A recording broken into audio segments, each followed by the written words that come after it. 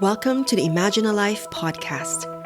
I'm Frances LaCuesta, and I help women thrive and live a life they love. Together, we'll explore how to tap into our potential, unlock possibilities, and find beauty in this messy and imperfect journey we call life.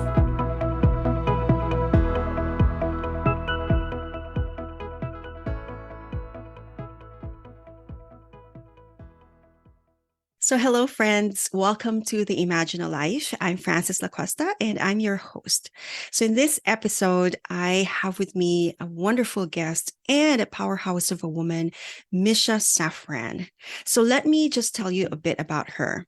She is the founder and CEO of the Center for Empathy and Emotional Intelligence, or CEEQ for short, and that is spelled as CEEQ. And she is a trilingual ICF professional certified coach. ICF is short for the International Coaching Federation. She is also an international speaker and an award-winning leadership trainer. So she is also the author of A Teacher's Companion, How to Center Empathy and Emotional Well-being for Yourself and Your Students. And this is a book where she shares her wisdom from her years of teaching experience. Misha is a single mother of 3 adult children. She also identifies as queer and is a multi-passionate creative who is boldly expressing herself to the world with her multitude of gifts. And so I welcome you, Misha. I'm so glad you're here and welcome to the show. Thank you. Thank you for having me. And I am glad that we're here together. It's so great to see you. Thank you. Yeah, it's a pleasure. It's really a pleasure. Thank you so much for being part of this and for saying yes, to this interview. All right, so we can go and dive right in. I would like to start this off by asking about, your work. The work that you do right now is centered on empathy and emotional awareness. So I'm curious, what led you to choose this path and why empathy? So, this is kind of a funny story. So, I'm an empath and a highly sensitive person. There's a book out there for anybody who's wondering why they have a lot of emotions.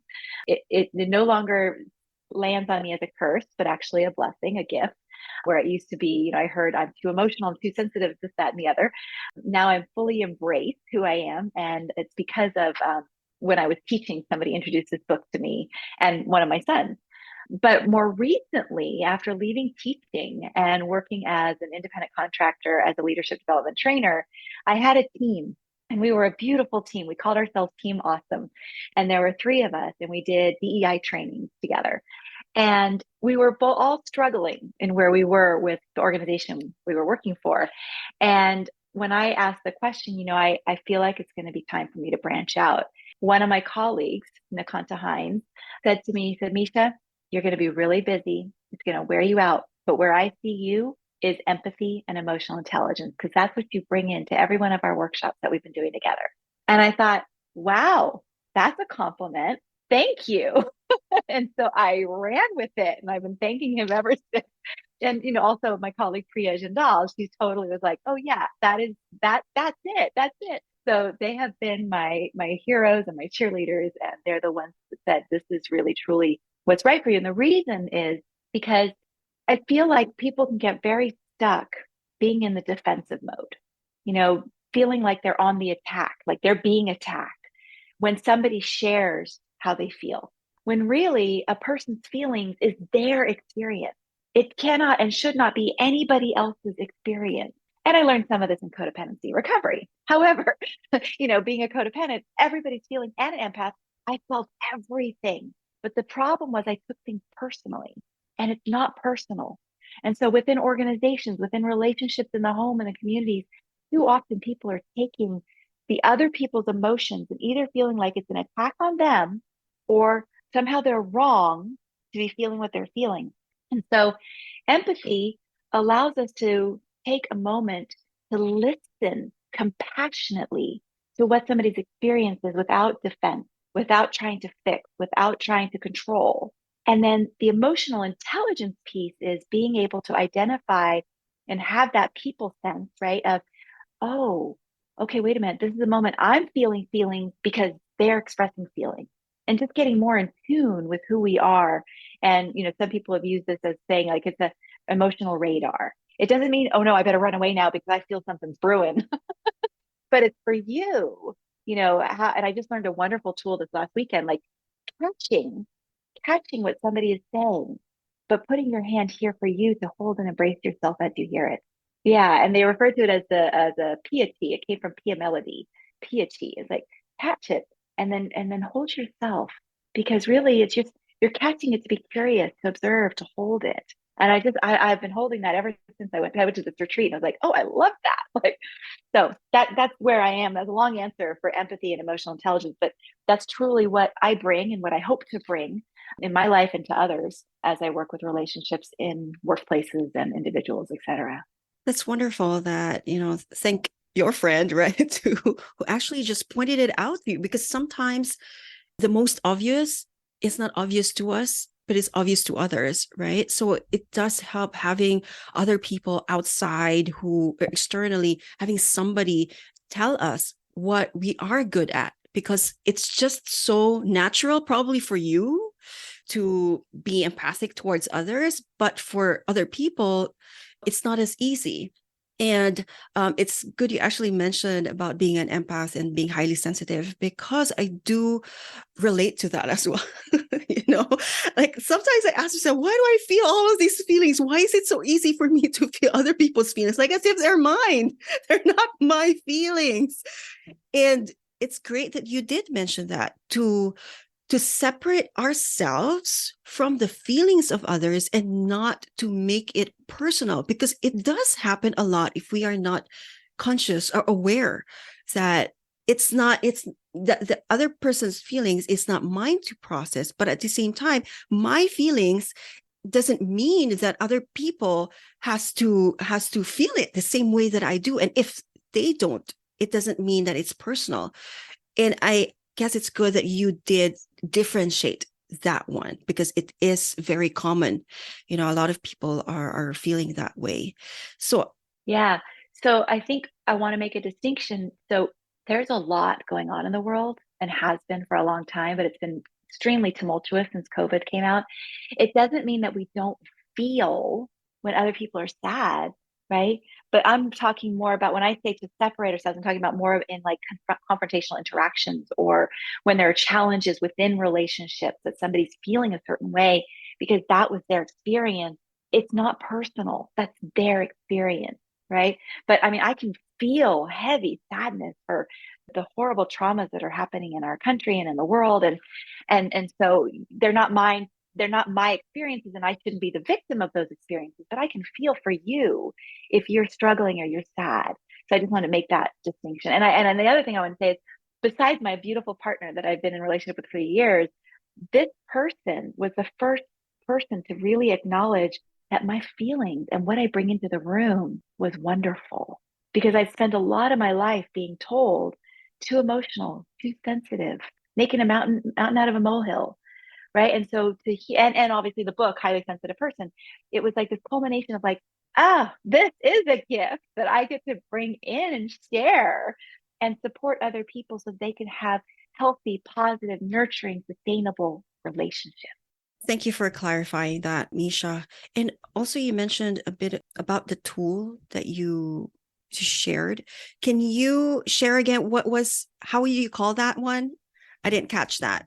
So they call it Pia Chi because it's Pia Melody who came up with it. Oh, I see. Piachi. Okay, so it's like, Yeah. yes, So I feel that Pia I'm also like Chi. catching. Yeah, I love that. Yes, yes, yes. I love that. Yeah, that's good. That's good. Okay, so Yeah, I Piachi. will never forget it. It was beautiful. I love the way it was explained and described. So, Yeah, yeah. wonderful. Thank you for sharing. So, okay, so empathy, right? There are empaths. There are highly sensitive people, right? But I think what I'm curious about also is empathy something that everybody has? Is it like an innate capability, or is it a genetic trait, or is it a skill? Is it a skill that can be learned? Absolutely. No. In fact, a lot of people have asked me, so what do you do with empathy in neurodivergent communities? Like there's neurodivergence everywhere. So no, it is not innate. In fact, some people have a very difficult time with it. And it's not because they're bad people. So we got to make sure we don't say, oh, you're not feeling, so you're bad. Like, no, people are just like, there's inward, there's outward, there's confusion, there's, different spectrums. So I do believe it's a skill that can be taught, and it's up to each person to practice to be able to become more familiar with it. But there's some people that may not be able to. That's why we have to, right, take care of ourselves, right? Because some people will not be able to understand and process another person's feelings. I think if we're open, coachable, learnable, lifelong learners, and we don't have anything getting in our way, like sometimes trauma can get in our way of even learning, right? So I think it's all about patience and love, and that's my religion is love. So it's like, making sure that we are, if we know that we're working with somebody or in a work environment or in a relationship or in a community that doesn't have that natural ability and hasn't quite grasped it and may not, how do we then take care of ourselves? Yeah. So that's good to know. Sometimes it comes naturally for some people, right? But it is a skill that everyone can actually learn from. And what comes up for me, though, is that before we can learn it, first we have to be aware about, being empathic, right, towards others. Like that, I have to show empathy, a bit of empathy. And I think a lot of people have been, like you mentioned about, it's a tumultuous time, right? I mean, with after COVID, with COVID, and right now there's just so many things happening in the world that a lot of people suddenly like started to not just think so much about, just me, about ourselves mostly, but looking out also for other people. And maybe not a lot of us would have that instant feeling of empathy, right, that comes up. But I think it also starts with something that we can show compassion towards others, and it can begin from there. Or maybe compassion is, part of empathy at the same time, or building Yeah, empathy at the same time, absolutely. right? So Absolutely. Well, and I want to kind of help anybody who's listening who's kind of like, well, mm-hmm. how do I have empathy for somebody whose feelings are Yes. about something that I totally don't agree with? Oh, yes, And that's a that good is one. called pause.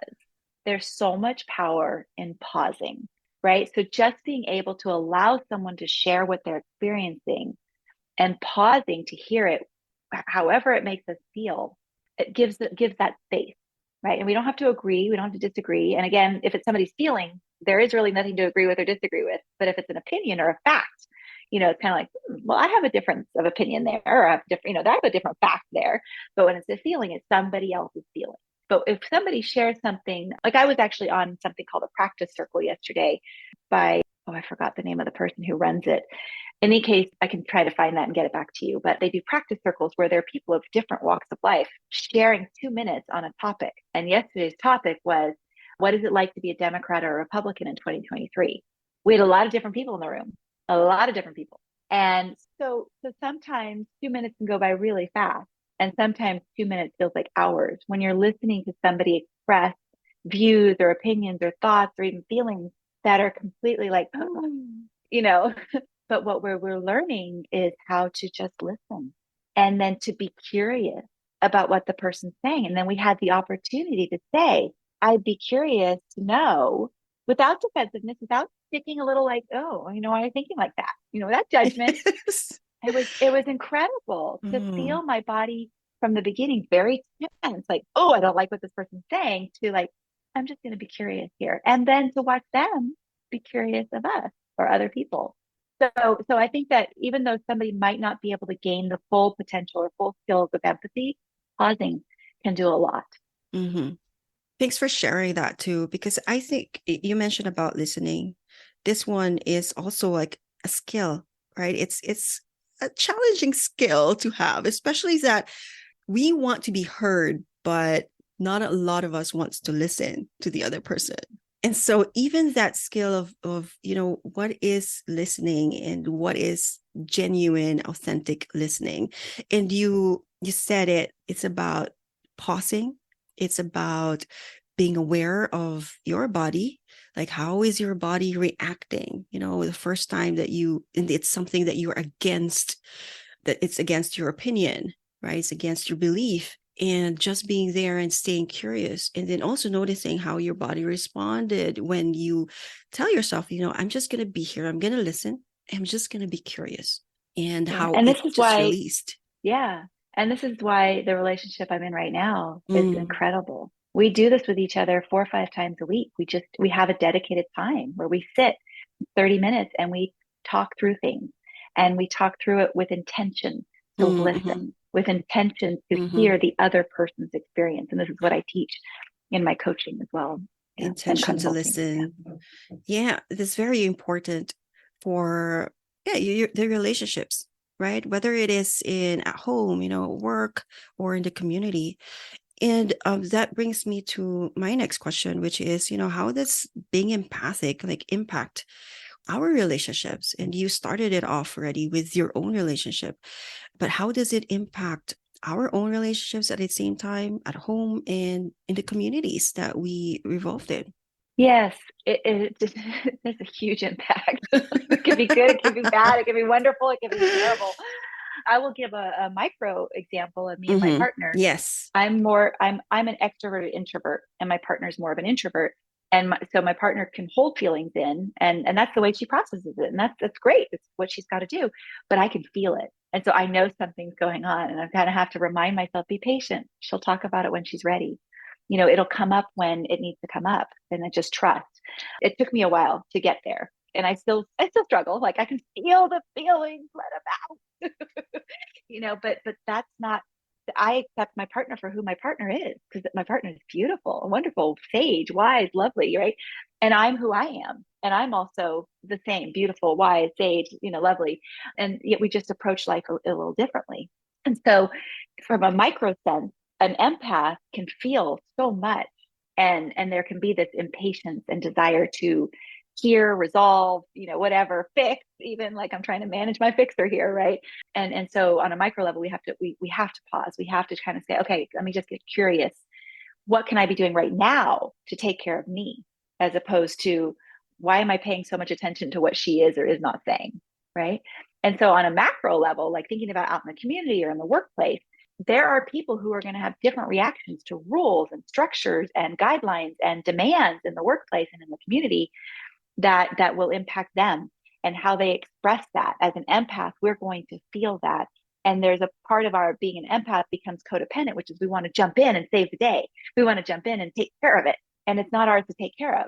So what does that mean? We have to stop and pause and think about, okay, why, again, like I mentioned earlier, how is this impacting me? What do I really need to do about it?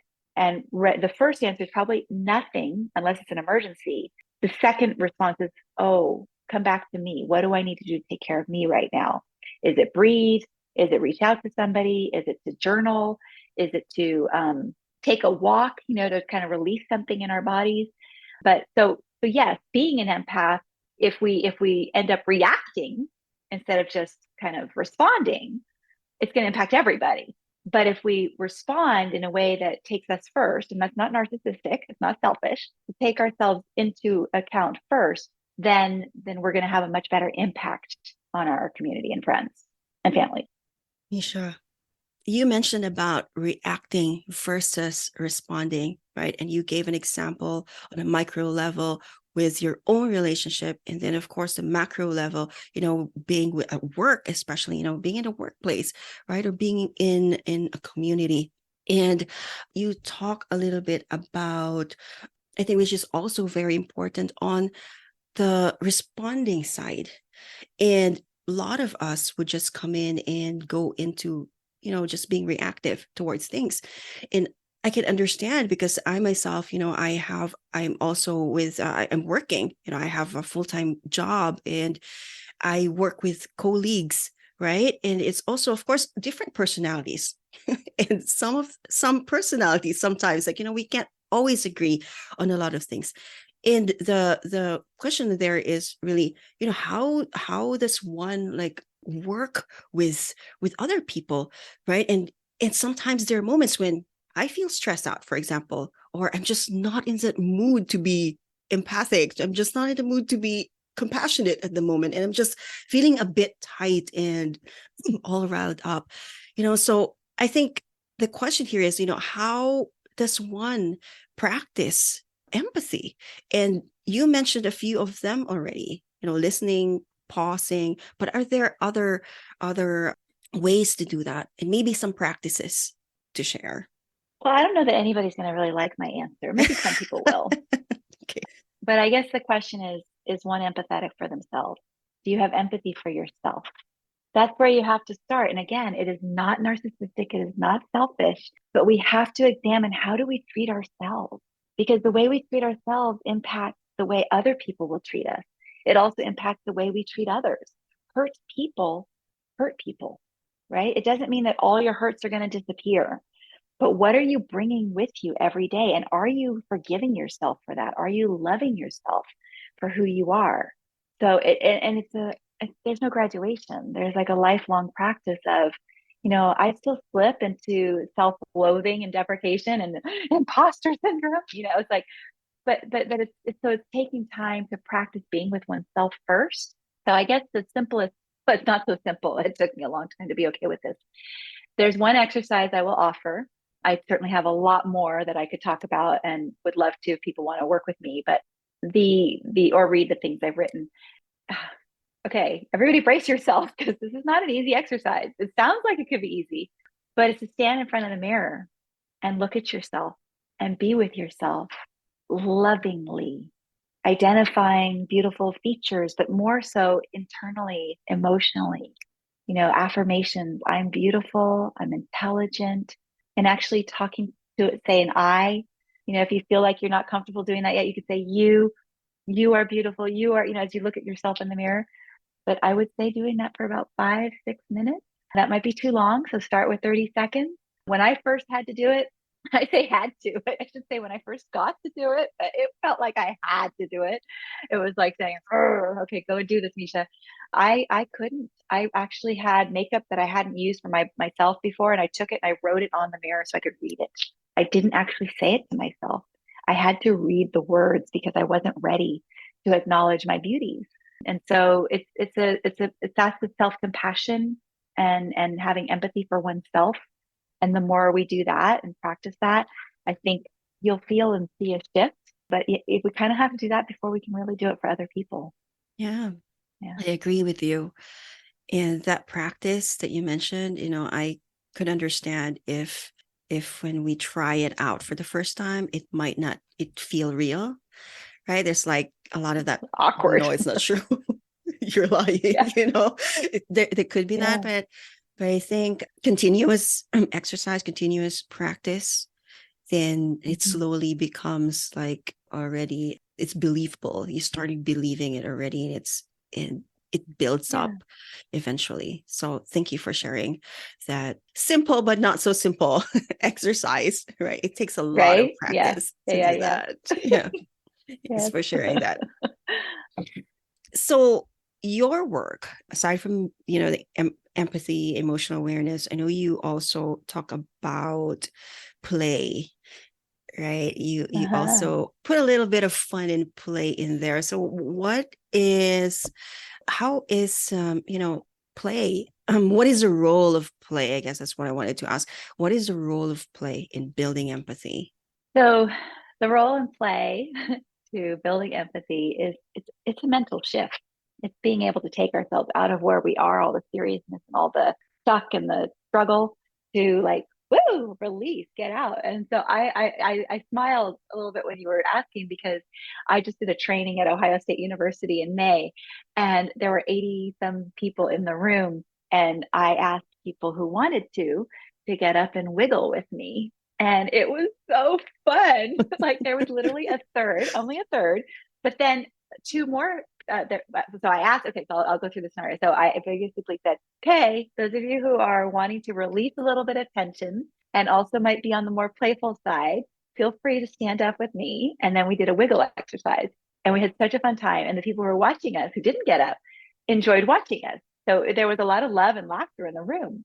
When we were all done, I said, so how many people wish they would have stood up and tried the wiggle? And several, like another third, raised their hands. And then, it comes down to just people having these barriers Like, what are people going to think of me? What is it going to look like? How I want to stay in this work mode. If I stay in work mode, I'm more productive. But it's not true. It's been proven that we have to take breaks. That's why there's the Pomodoro, we work 25 minutes, take 5 minutes off. And so the play helps shift us from being that hardworking kind of, grunting kind of focus to a little shift and a little lighter, which then allows space in our brain and neural pathways to kind of flow. And so we can actually work more productively. And so how that relates to empathy is that we're giving ourselves a break, right? We're giving ourselves a break because we need it. And we're having compassion for the fact that there's a little child inside of us that's like, I don't want to work all the time. Stop making me work all the time. I don't want to do chores. So yeah, so that was just one example. I just loved it. I was surprised at how many people actually stood up, and I was delighted at the same time. So we That's had a great time. wonderful. It's wonderful. Yeah. Yeah, right. Sometimes we just need to little, lighten things up and just let loose and let ourselves go a little bit, right? So it could be Yeah. maybe, I don't know, I do a little like dancing just for me, Hmm. just just for myself, Yeah. right? Just go around because it does Yeah. shift my energy. It changes my Absolutely. mood, right? And then I did a lot of that adrenaline pumping, and I'm ready to get back to work or doing whatever, right? So it does give a little bit of that oomph and yeah, shift of energy. So it's great, like having that play Yeah. coming into focus as well.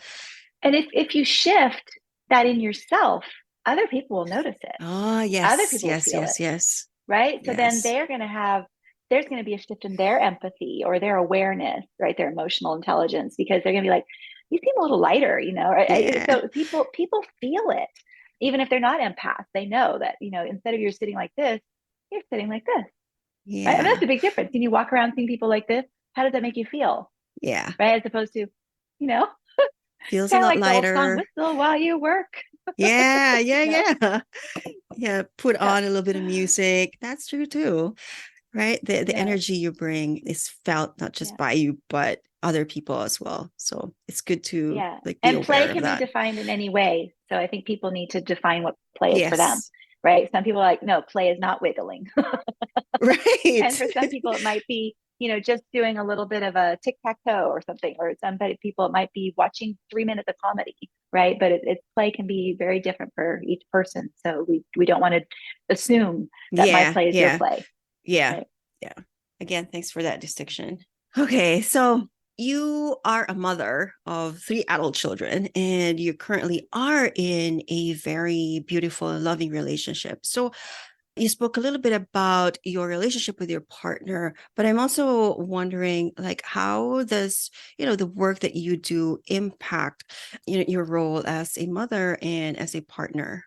Yeah. So I'm going to be very transparent. We all are human. We all make mistakes. We all do things. We can teach, but then doing the work can be really hard, right? So I've done the best that I know how, and I definitely have had very healthy relationships with my adult children. And sometimes there are challenges, and so it's not always perfect. So I don't want to give people the illusion that In fact, I'll give a story. When I was in college, I had a psychology teacher who was on his fifth marriage, and he was a family couples counselor. And some of my friends were like, how can he be a family couple counselor? And I looked at them, I said, because he has a lot of experience. Oh, I love that. He has a lot of Yes. experience on what's worked and what hasn't worked. Right. And so just because, so this is like a message to everybody out there, just because this is your specialty doesn't mean you're going to be perfect at it. We can't expect perfection. It's progress. And I'm a human that's willing to grow and learn and move and keep going to be the better version of myself every day. Not the better version of myself for each and every person, but how I can show up fully, authentically, and grounded so that I impact people in a more loving way. Sometimes I did, sometimes I didn't. But I certainly have a lot of tools and a lot of practices that I can support other people with. So how it impacts my relationship and my children and anybody in my life is, again, back to, if I'm taking care of myself, which for a full year I didn't. And so things got out of hand as far as the way I was interacting or controlling or responding, reacting. And so if I'm not taking care of myself, that's going to bring the whole ship down, right? But when I am taking care of myself, that ship is going to fly, sail and float and do a beautiful journey. So that's how it impacts people. And I think that, I've been on a real beautiful, steady trend of self-care and self-love that has definitely impacted those who are in my life today in a beautiful way. Thank goodness. Yeah, thank goodness. Yeah. So it's Yeah. taking Yeah. care of But I yourself. think it's important to acknowledge the authenticity and Mm-hmm, transparency that mm-hmm. I'm not going to stand here on a soapbox and say, "Oh, you got to do this because I'm really good at it and I'm perfect." No, no, no, no, no. I'm where I am today because I've had to fall forward many times. I've absolutely had to fall forward. So, but it is falling forward, not falling It backwards. is falling forward. Yeah. Yeah. So there are things that, I notice that for my mentors, my teachers also, where they used to be that they consider something as their weakness is where they are teaching from.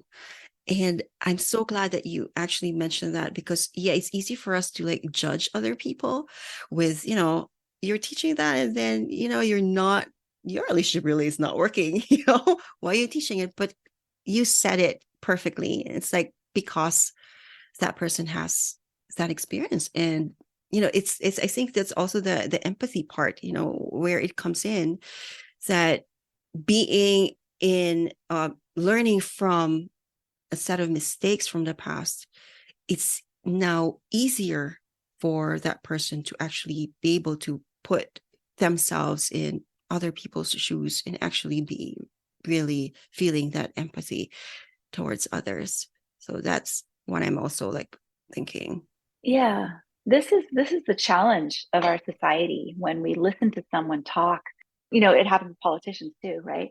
When we listen to people talk, we go to we do want credibility, right? So how are they doing this in their life? They're modeling it. But then the problem is we put people on a pedestal and they are not allowed to fall off because if they do, then what they're teaching me clearly doesn't work. But that's not true.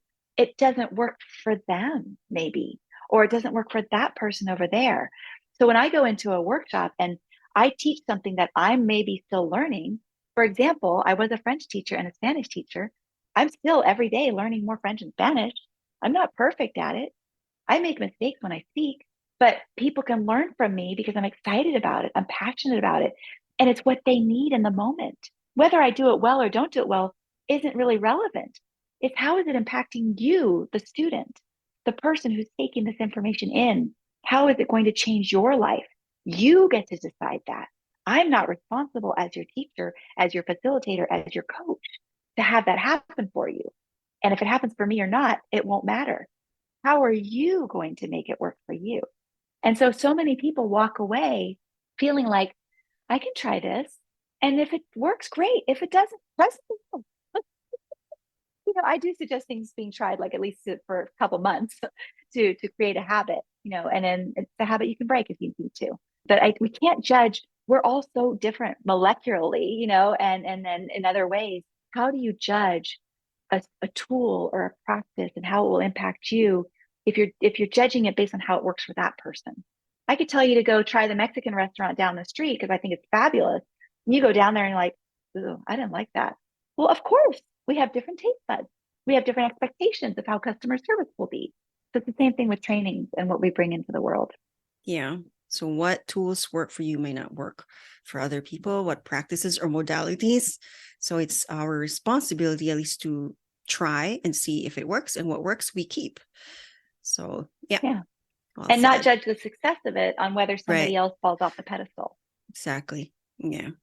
Oh, Yeah. okay. So I think I want to segue into your book, and you released it this year, right? Early I this did. year. Yes. Yes. Yes. And the title of your book is A Teacher's Companion: How to Center Empathy and Emotional Well-Being for Yourself and Your Students. And there it is. You're showing it to us. It's a beautiful book. I love the cover, by the way. It speaks so much about the topics. Back. And yes, of course, it's all about like love. So I love it. Yeah, can you tell us about your journey? How did you come about to writing this book, and why for teachers? Yeah. So I actually started writing it back in 2008 when I was struggling. And I thought, you know what? It would be really wonderful if there could be like a meditation book for teachers. And I'm working on that too. So, but that's for right now. So then I took a break because I was struggling. There was a lot going on in my life. And 2 years ago, I thought, you know what? Finish that book because I was focused on empathy and the whole idea of giving teachers like something to read and process, and kind of hold on to as they walk into their school week is focused on empathy and emotional intelligence. Like, how aware are you of you and what you bring into the classroom? You're not a bad person. You're not a bad teacher, but what are you bringing with you? I brought a lot of crap into the classroom with me. So I learned the hard way. And so that's why I poured out 30 years of teaching experience into this book, but it's not 30 years of stories. It's basically, it's kind of funny. People are like, why 53 weeks? Well, because I want there to be an extra one for people.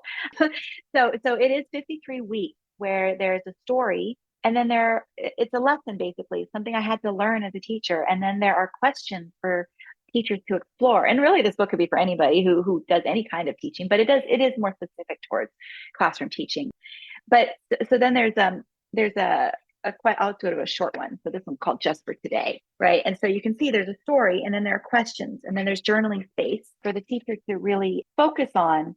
Like, when we make a conscious decision to be present today for today, our students often follow our lead. How can you carry this into the upcoming week?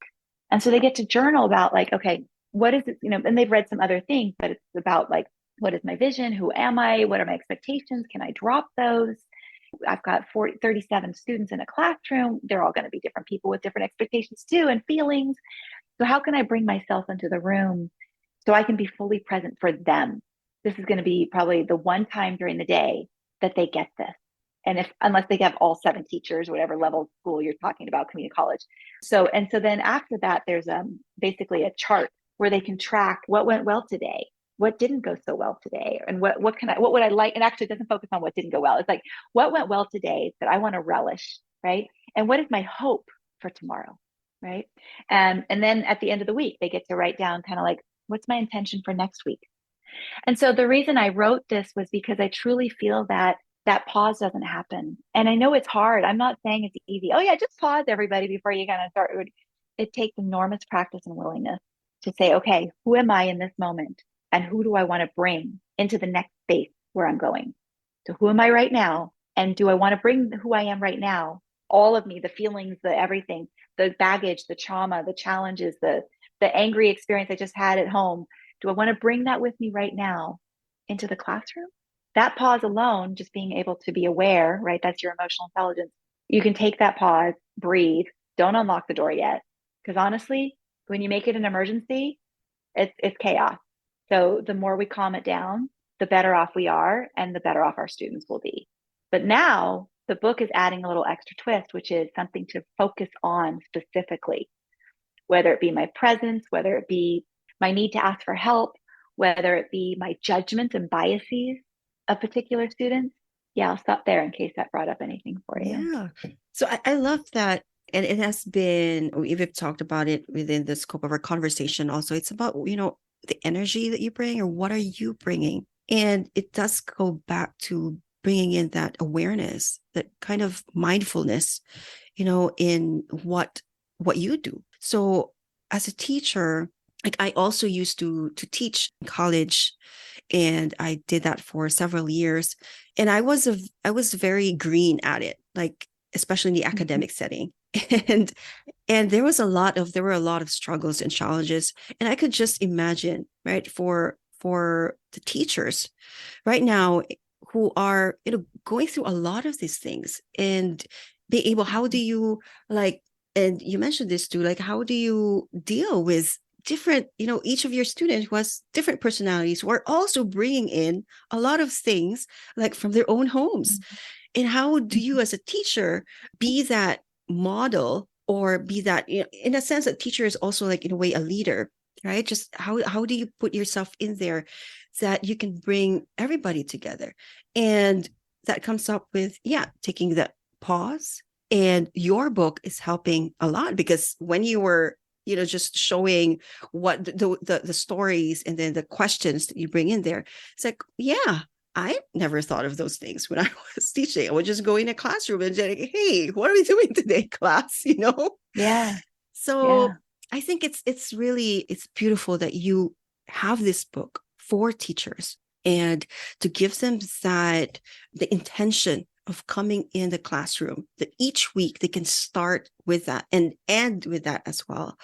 And Yeah. what changes, right? What changes, I wonder, would come up after that 53 weeks, right? If you finish the whole Yeah. And book. people can do like, yeah, I mean, some people can choose to do, a story a week.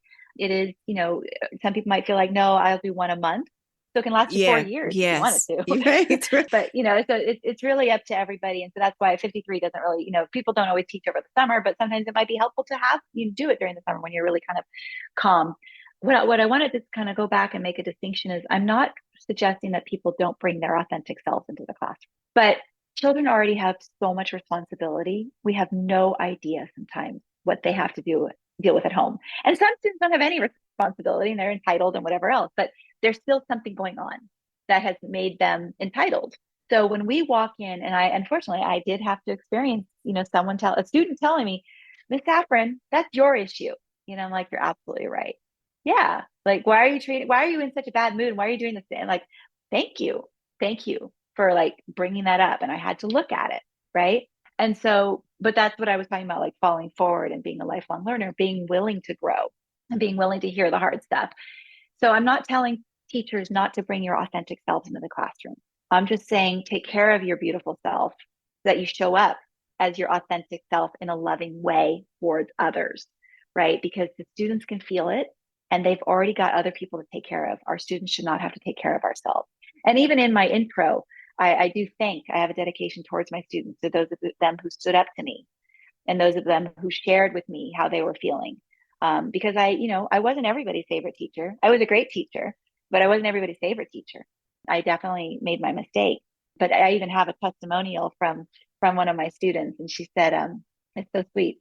As a former student of Ms. Safran, it is evident that her passion for teaching is still as strong as ever, and her book is a testament to her years of experience and dedication to the craft. Her ability to create a welcoming, engaging classroom environment made learning a joy, and her dedication to each and every student's success was evident in everything she did. Overall, a teacher's companion is a valuable resource to both new and experienced teachers alike." Mm. So that was my So student, nice. Madison Thompson. And, but there are students that would probably say, what a hypocrite, and that's Yes. okay. And I'm okay with that. At first I was scared, right? But the reality is I can take my mistake and help other teachers do better. Yes. And that's the important part right now. Failing forward, and how will you also be able to share that knowledge? And I know that it's written for teachers, but it's actually anyone, right, who is interested to I have feel that like it. I mean, there are can questions. use this. Yeah, because like here, I just turned to week 1. It says value how you teach, and it talks about, I love teaching and what is it Yeah. about I love.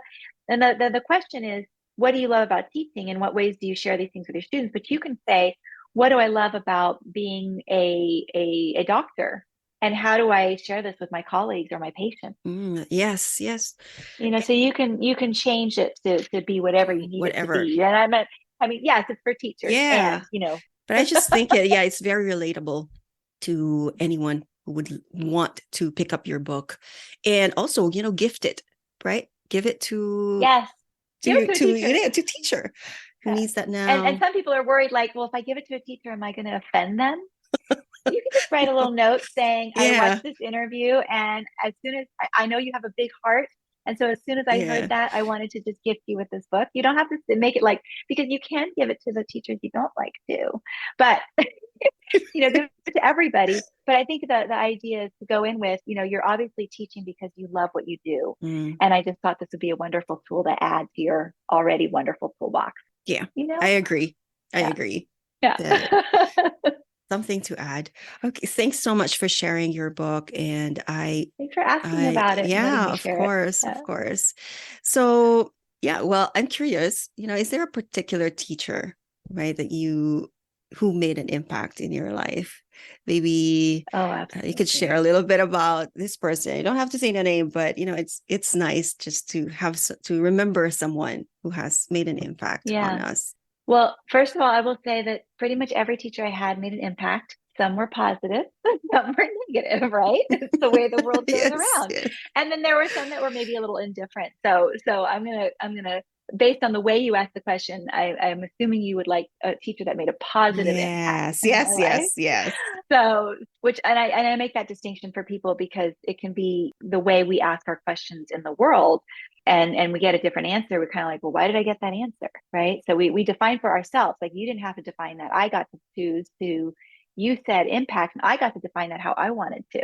And that's what we do in coaching. We know we ask the question without any kind of judgment. We let the client, the person. So thank you for asking it in the way that you did. So I had several teachers who made just incredibly positive impacts on me.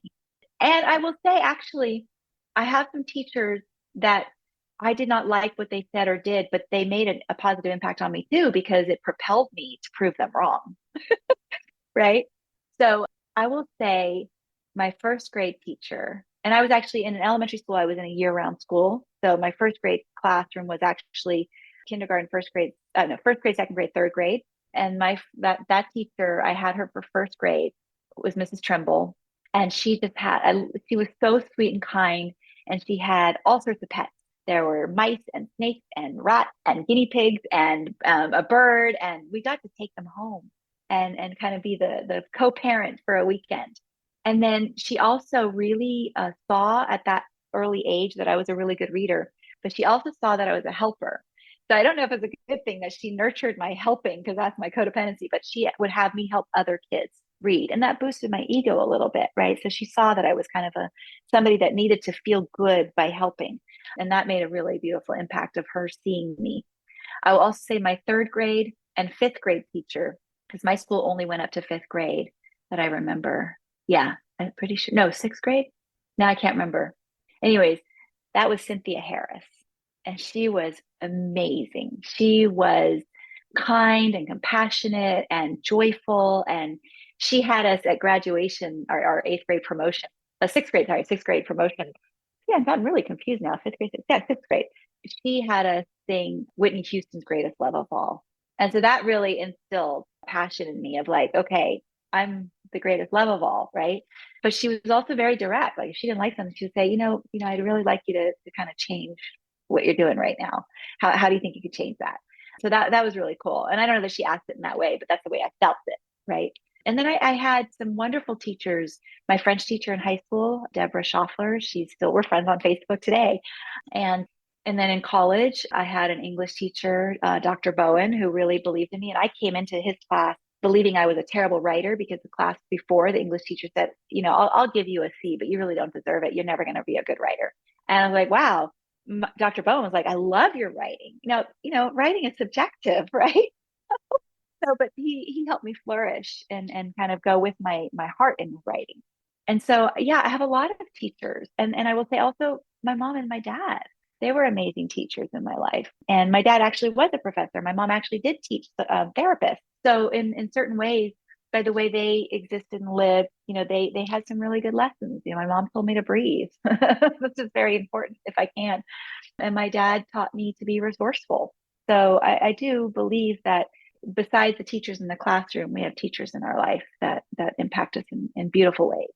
Yeah, thanks for reminding us, on that. Like, looking at what lessons are we learning from all the teachers in our lives, right? Not necessarily just in the classroom, but what are we learning from other people? Because we are learning every day if we just, be very Yeah. aware of that too, whether it be on a Well, and positive actually, I side or meant to, negative. right, Yeah. exactly. And I meant to say, like, my own children were my greatest Yes. teachers. Like, their curiosity was so exciting for me. Like, it was rejuvenating and refreshing. And my partner as a white woman, having grown up on the East Coast, and her willingness to embrace the racism that's been in her ancestry and who she is, she's been an incredible teacher. To watch her grow and acknowledge and and face this pain, a long history. So yeah, it's being willing to watch the way people around you act and interact. Everybody will be your teacher, and you can learn something beautiful from it. So yeah. Don't Yeah. need to belabor that, Wonderful. but it's like I Thank just you. realized like all these different things. Yes, Yeah, that's true. definitely. Yeah. Okay. So, yeah. So just to, wind down a little bit and then, yeah, just to wrap it up, I wanted to also know, so you've been, of course, gone through a lot of challenges along the way in your life. So I'm wondering, where do you go? Like, what do you do when moments are hard, right? Like, where do you find joy when moments are difficult? It's a great I love the topic of joy. I actually have a list and I need to pull it out because I've memorized a lot of it, but I have 100 things on my list of what I can do if I'm struggling. One could be, I don't know if you can see in the back corner there, hug my teddy bears. Oh, I can just okay. grab a teddy bear and hug it. Oh, nice, A lot nice. of people are like, oh, that's so childish, but actually it's really sweet and loving. I like it. I can go for a walk. I can listen to music. I can just take a moment to breathe and do a quiet meditation, or even just like what I often do. The very first thing is put my hand on my heart. That has become a true habit for me where I'm feeling triggered, I'm feeling challenged, I'm feeling frustrated, I'm feeling sad. I put my hand on my heart. I do it when I'm joyful too. But that brings me joy in the sense of like there's a deep connection inward. And I do feel like joy is an inward feeling. Happy is more like, but we could be joyful. So that's one thing that I do. That's a real beautiful habit for me. But I love to be in nature. Nature brings me so much joy. I can sit and watch. My partner, thank goodness, can too. I thought, oh no, she's going to get bored. But if you see a hummingbird and it's like at a bush, I literally will just stop and watch it and not rush off to finish my walk or go somewhere. It's like I will stop and just watch that hummingbird. Or I've mentioned it before, like a leaf will flutter in front of your window, right? And I'm like, oh, that's so cool. So really to find my joy when I'm struggling is to just pause and kind of get grounded and notice the beauty, notice what's out there. It's not saying, oh, what you're going through is not okay. It's not negating or dismissing that what I'm experiencing is okay, poo-poo it and then put it aside because that'll just make it fester. So I do acknowledge whatever challenge I'm experiencing. And I ask myself, what really can I do about it right now? So, for example, when I was living in Pennsylvania very briefly, my dad went into the hospital. And I literally had just been in Pennsylvania for 2 months. And I was terrified of moving out of the state because I thought, my dad is older and I'm going to be. And sure enough, he goes into the hospital. And I'm like, oh my God. And so my initial reaction was, oh my God, I've got to get on an airplane and help. And then I had to take a deep breath, put my hand on my heart and kind of say, okay, what can I really do right now? Okay, I can feel my feelings. I'm feeling really sad. I'm feeling scared. I don't know what's going on. So I'm kind of in the unknown and making up stories, and I can stop doing that. I can reach out when things calm down a little bit and find out from my bonus mom, like what's happening. And so now what can I do? I can take care of myself. Okay, what can I do to take care of myself? And so you don't automatically enter joy. Yeah. I always want people to know that you're not going to like go from chaos, I'm challenge, joyful. pain, and angst to here we go because we can if we just shut it Mhm. down. But because I allowed myself that process when I went for my walk, I ended up seeing, and I know this is really crazy that I remember this, a very cool looking caterpillar that wasn't a caterpillar, and it was like very bushy, yellow, and it was like just in the middle of the ground near the grass, almost hidden. But because I had done all this processing and love for myself and patience, I saw this creature that I'd never ever seen in my life before. And I got to Mhm. watch it inch along, and I was giddy. I was like, wow, so cool.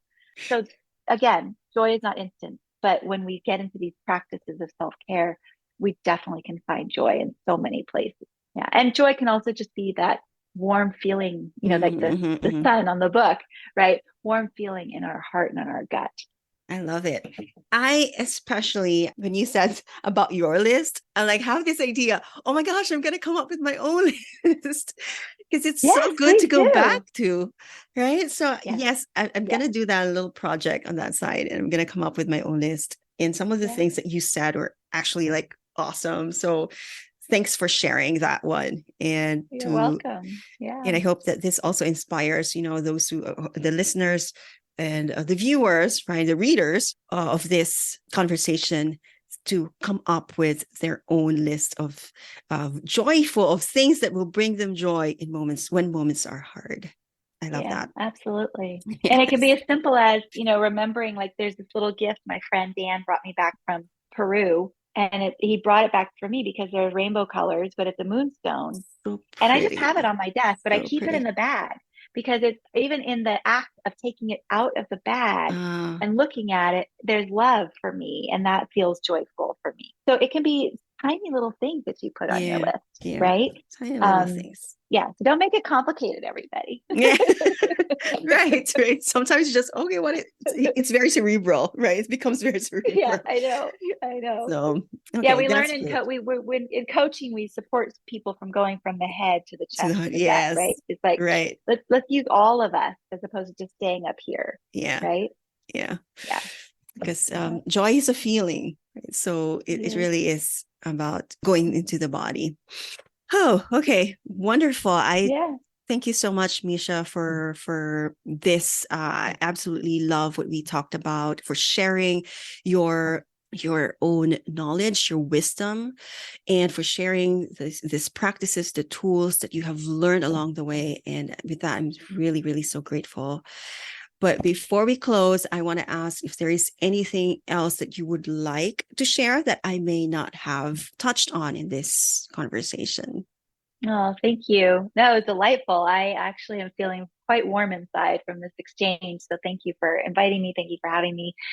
What might we have missed? I don't know. I think that I just want to put out there to whoever's, listening, watching, or reading, things take time, So if you're in a relationship that's challenging and you don't know why, or you're not in a relationship and you want to be, just know that, we weren't born in a day. It took 9 months, right? We don't get our school credentials or degrees in a day. It takes time. We don't even get our groceries in an instant. We have to either shop online or go in person. It takes time. Everything takes time. And so kind of asking yourself, what is your relationship with time? And how does that create expectations that then take you out of empathy, take you out of emotional awareness, and get you back in your head where you're not with yourself. So I guess that's the thing that's coming to me right now. And just know that the more we really nurture, I had a friend tell me, Misha, you can't be working in the social justice movement and not take care of yourself. You need to take care of yourself. So the more we, that famous quote, put your oxygen mask on first before trying to help other people. It's real, folks.